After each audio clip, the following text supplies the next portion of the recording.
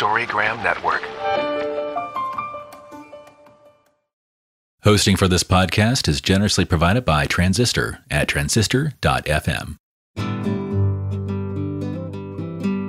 Hi, my name is Laura Lee, and this is It's Not About Food. So it's not about food, and it's not about weight. What is it about? Everything else, because it's never ever about food or weight, never ever, not even one time, not ever, ever, ever.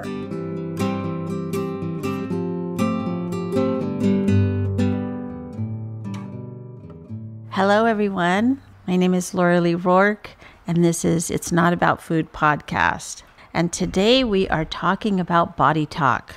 So the image of the card, the goddess has her hand on her heart, and in a thought bubble, she has a big red heart that she's thinking about, and the deer is lovingly sort of snuggling up to her hip.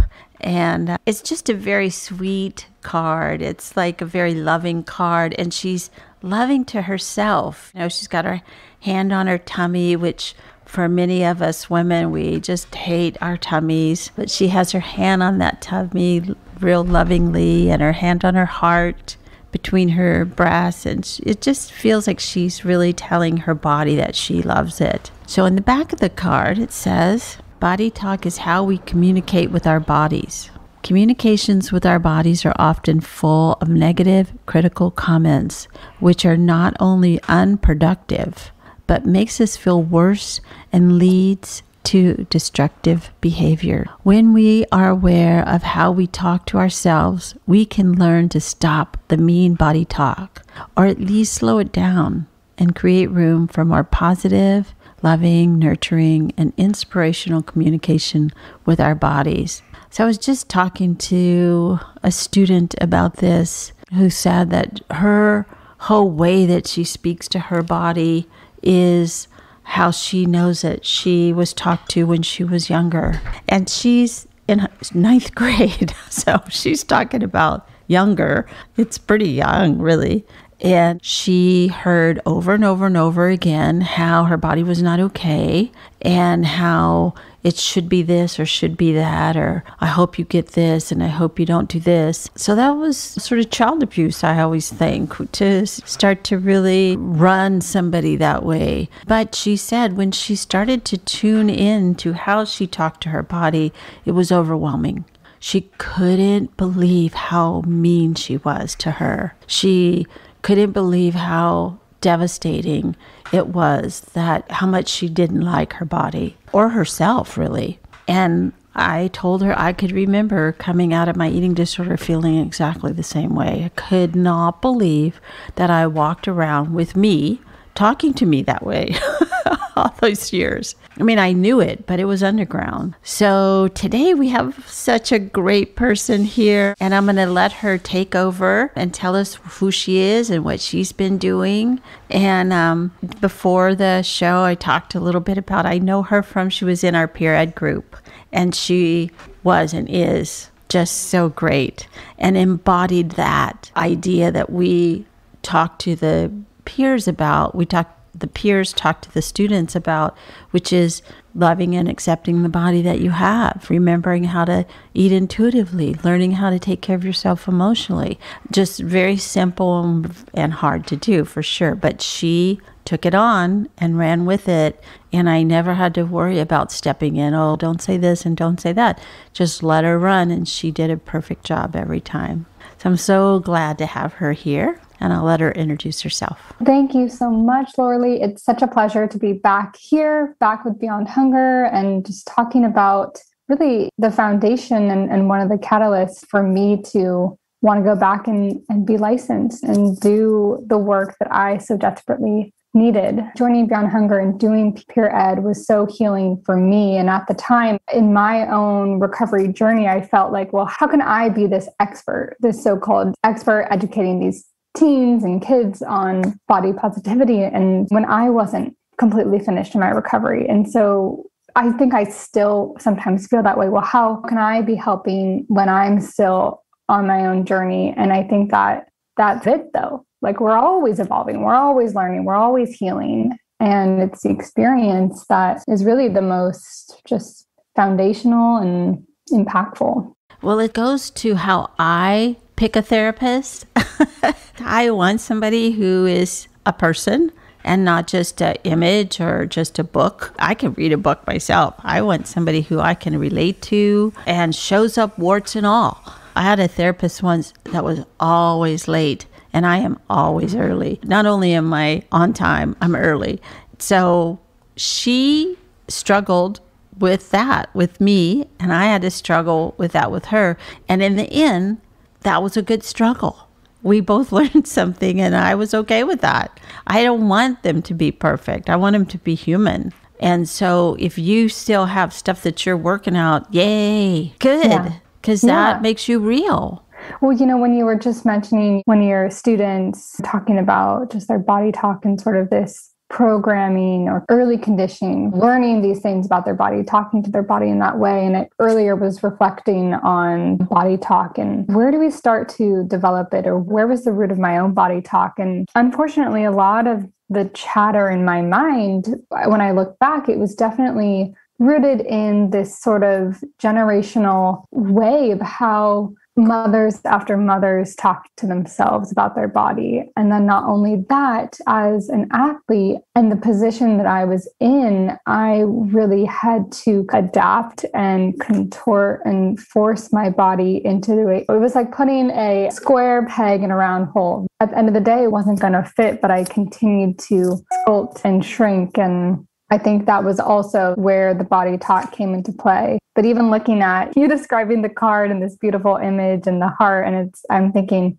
gosh, if only if it were that easy. I know. It's hard, and it really takes effort to learn how to stop the me body talk. It really does. Yeah, I mean, it does. Of course, when Carol and I wrote these cards, it took us a long time to write them. We wrote like the ideal, like the hope.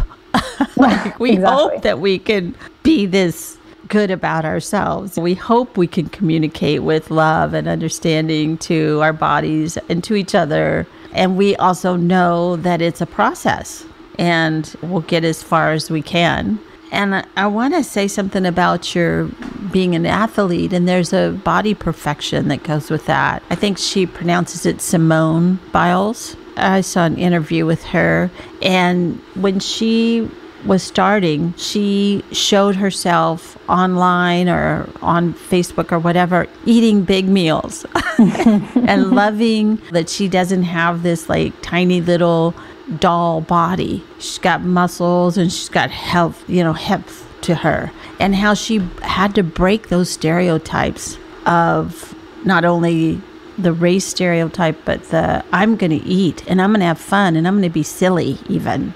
I'm not going to be like this cookie cutter that we try to smush everybody in that's an athlete.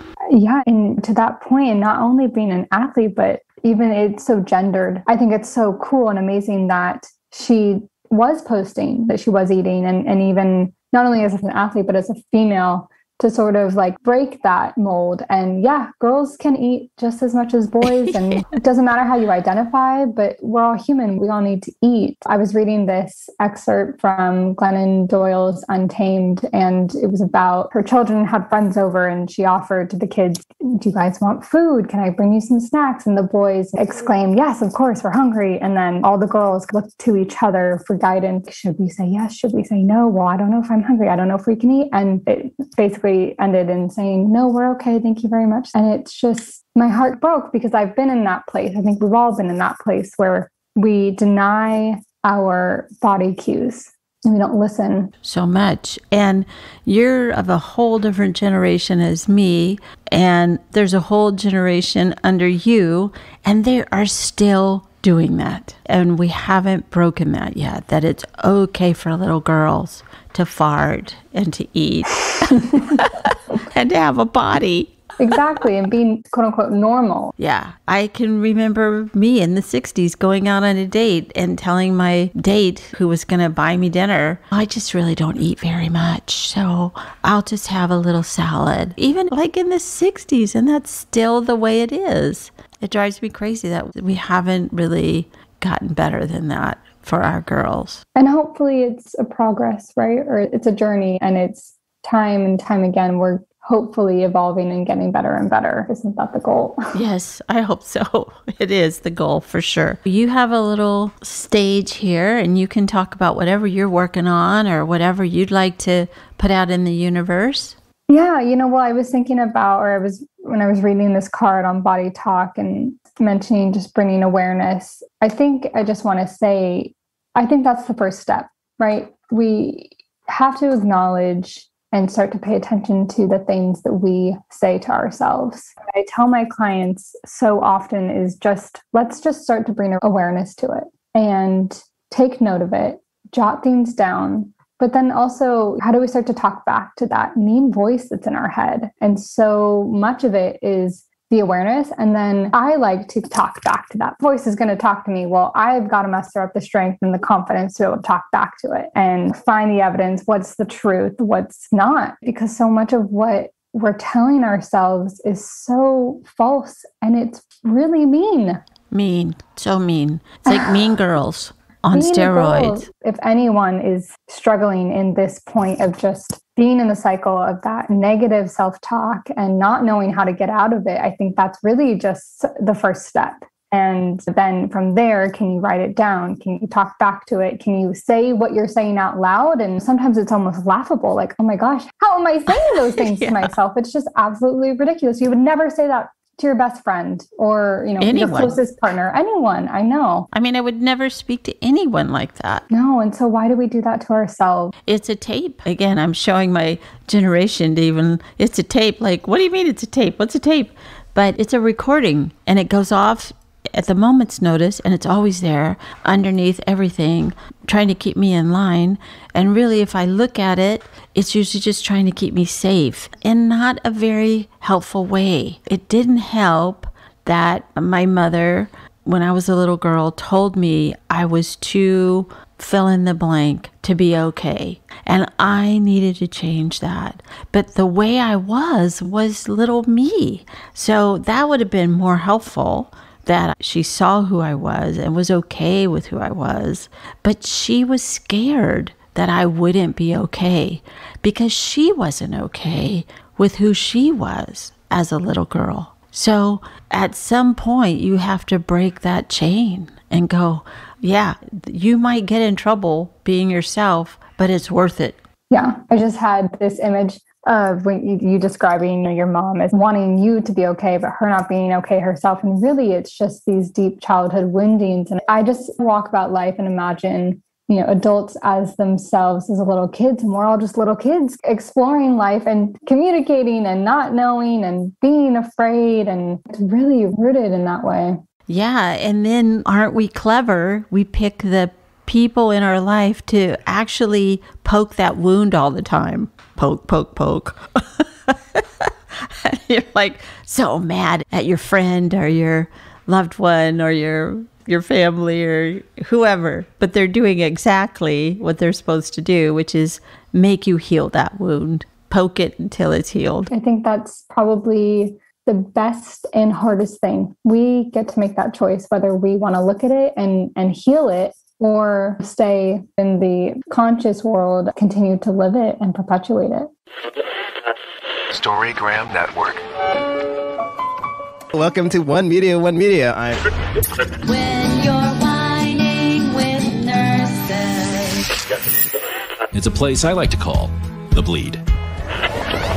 My name is Laura Lee, and this is It's Not About Food. The art of being Ye isn't just something he developed. Storygram Network. So true. And us who are therapists and work in that kind of field, that we're like, can't believe that somebody doesn't want to look at it. It's here. We might as well deal with it. Here it is. Let's do it. But it is a choice. And some people choose not to. And I have known many people in my life that have just, I'm going to call it in on this one. I'm not doing it. I know you want me to, but I'm not going to. Yeah, it's almost less painful to continue as the status quo, or so it seems. So it seems. Yeah. I don't really think it is, but because I was one of those closed persons too. What is this? The thing, the rose only opens up when it was too painful to stay closed. And it just got to be too painful to stay like I was. Gosh, absolutely. But sometimes I guess for other, it's not too painful. It's more painful to open up and do something else for whatever reason. Yeah. It's the unknown that feels scary and not, it's like Pandora's box, right? We don't know what's going to come out. We don't. And that's the exciting part. And that's also the terrifying part. It's a both and. I know. And even just in terms of body talk and how that kind of can manifest, whether it's disordered eating or behaviors that we do to modify our authenticity, or how it's so pervasive, right, in the ways that it unfolds and manifests and affects our daily life, whether it's in work or communication with friends, it impacts intimacy. And it's one of those things that you got to go back to, because it's really the root and the source of a lot of impact and hurt. So much pain. Yeah. Yeah. And you brought up something there about that intimacy, that it's hard to be intimate with someone when we can't be intimate with ourselves. So when we can't accept and love ourselves with these little dimples or cellulite or this one roll or another, whatever we were told is not okay. It's very hard to then be just okay with being intimate with somebody else when we are thinking that they're thinking that. And I always tell my clients, check it out. And chances are the person goes, I didn't even see that until you pointed it out to me. And if they did, then that's not your person. Yeah. And I think that's a piece that, at least in my own recovery, I didn't realize was so impacted. And I also felt shame around it being an issue for me. Like, yes, I have all of these other things that are going on. I am trying to control through all the behaviors. But when I experienced this with my partner, in just feeling like total body shame around how I looked, how I felt, and what are they thinking? And it was very limiting. And when you can get to the point of not caring or feeling comfortable in your own skin, it's really liberating and it's freeing. And to check it out and go, I'm feeling this. Is this true? Is this what you're thinking? And the person goes, not at all. And it's no wonder any of us get together with anybody ever, with all of our thoughts and feelings about what they think or whatever. And to go back to this whole part of, I wouldn't talk to anybody like I talked to myself before I got recovery. And still, it'll come up. Like right around summer, there'll be a little helpful hint from myself to myself. Now you should diet because you're going to wear a bikini. I haven't worn a bikini in years, but there's still that maybe you should. And you should diet in order to fit in that bikini. And now I just go, thank you so much for sharing. And I love you. And I'm going to just continue on my little path. Yeah. And I think that what I've realized and have had to come to terms with is that recovery is not linear and it's not perfect. And I'm probably not going to get to a point in my life, maybe never say never, but where I'm like, never have a negative thought. I feel good all the time. Life is good. And so what I really care about is what I like to call like the snapback effect or the rubber band effect. How quickly can I snap back from a negative thought or a feeling? Even like, okay, summer's coming up. Oh, I should probably start working out more, whatever it is, that pressure. And how quickly can I acknowledge the thought and be okay with it, or say thank you for that. I'm going to go this way, but thank you. Instead of perseverating on it, feeling like, oh gosh, when the should talk come up, when I should do this or I should do that, that's when,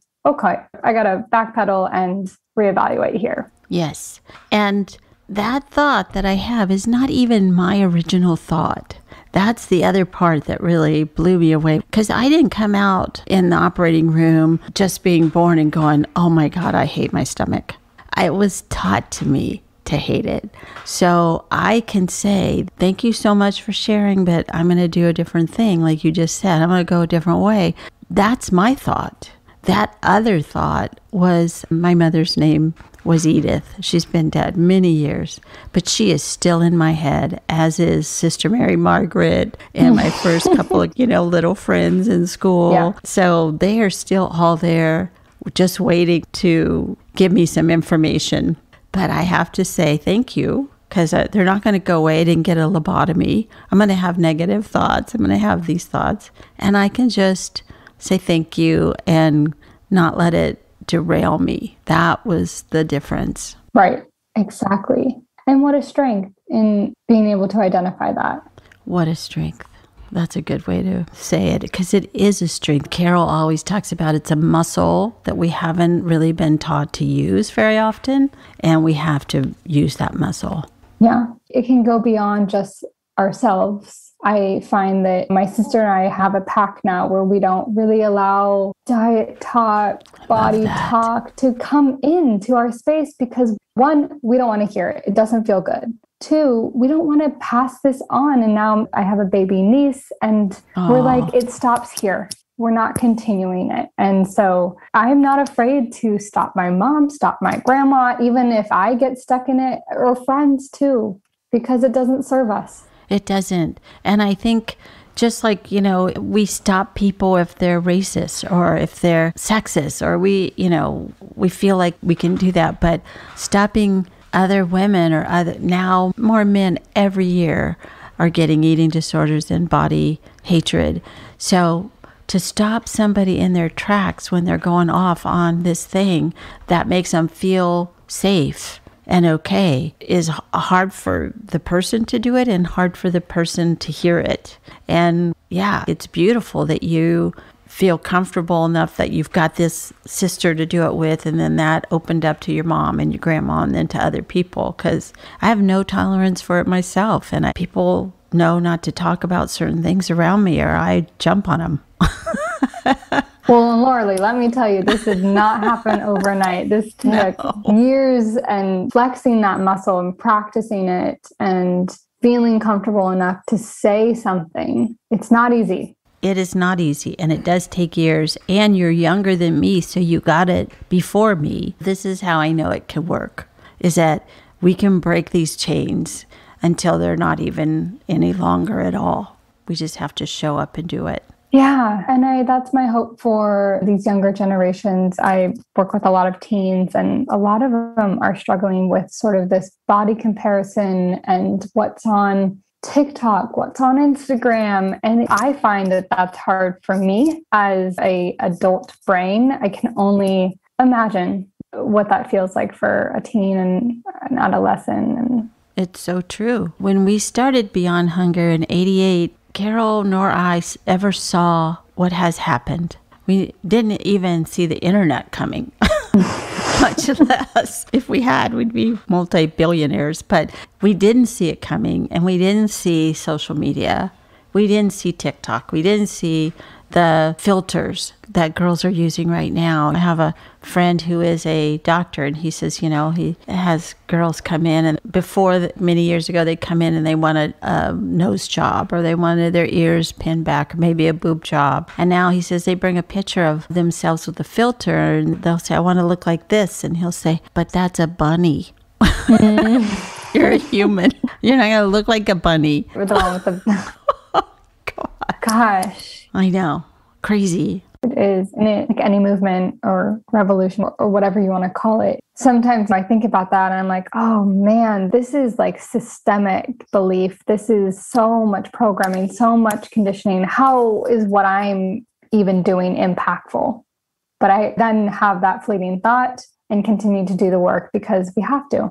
I can tell you that it does, because, doing the peer ed like you did, and you went in, I think one time it was just you and I going into maybe 6th grade. And I heard back from, I probably didn't tell you this, but I heard back from that teacher of how impactful it was to have you come in, a beautiful young woman that they thought was just really beautiful and perfect and cute and funny, and you telling them that they don't have to go down the road that you did or what we're talking about, that they can change. And it stayed with them, so much so that they told their teacher, the teacher told the counselor, and then she picked up the phone and told me. Oh, that's so heartwarming. And I'm really happy to hear that there was that impact. And who knows, those little girls have gone to high school and they're probably now in college, really,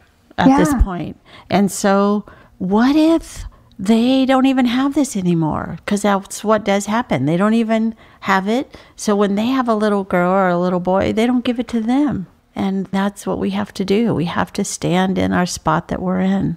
We have to finish, but Jill, I wonder if you'll read the bottom of the card that today I will practice.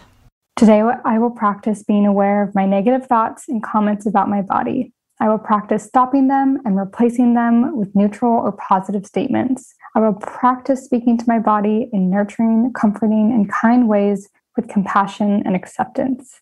Wow, what a concept, huh? It's like, Yeah. you know, And it's a practice. it's a practice. And I know for sure that there are other cultures that look at this and go, of course I would do this.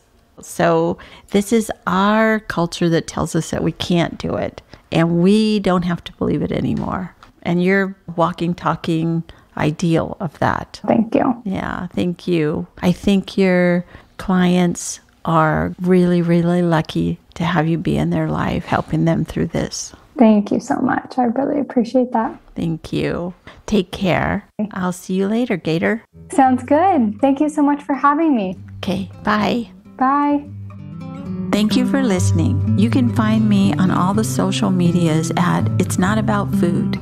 And if you would like to get the show a week early and ad-free, you can become a member at Patreon. Search It's Not About Food podcast. Thanks so much.